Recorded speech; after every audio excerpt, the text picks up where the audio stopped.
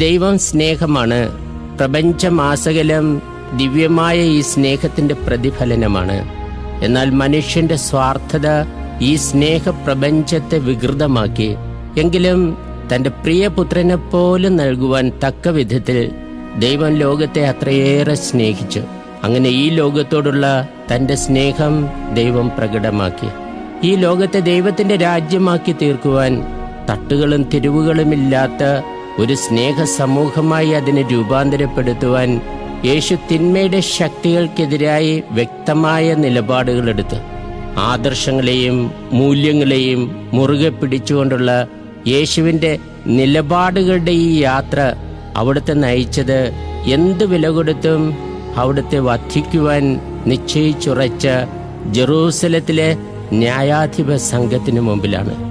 ഈ യാത്ര ചെന്ന് അവസാനിച്ചത് കാൽവരി കുന്നിലെ മരക്കുരിശിലും. എന്നാൽ ഈ പീഡകളുടെയും മരണത്തിൻ്റെയും ഫലമായ പുനരുത്ഥാനത്തിൻ്റെ മഹത്വത്തിലേക്ക് കടന്ന യേശു ഇന്നും എന്നും ലോകത്തെ വിശുദ്ധീകരിക്കുന്ന സ്നേഹപ്രവാഹമായി നിലകൊള്ളുന്നു. നമ്മുടെ ഈ ലോക ജീവിതവും ജെറൂസലമിലേക്കും കാൽവരിയിലേക്കുമുള്ള ഒരു യാത്രയാണ്.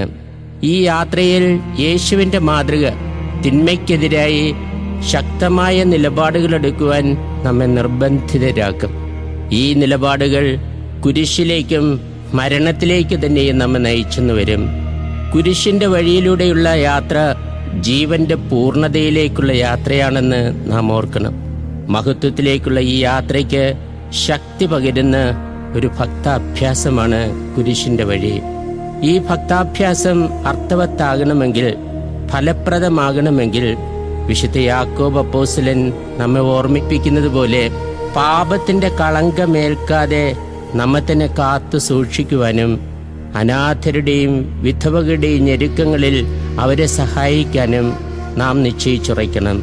ബന്ധങ്ങളിൽ വിടരുന്ന വിശുദ്ധ ജീവിതം നയിക്കുവാൻ, സ്നേഹ കൂട്ടായ്മകളായി നമ്മുടെ സമൂഹങ്ങളെ രൂപാന്തരപ്പെടുത്തുവാൻ ജീവന്റെ വഴി സാദരം സമർപ്പിക്കുന്നു.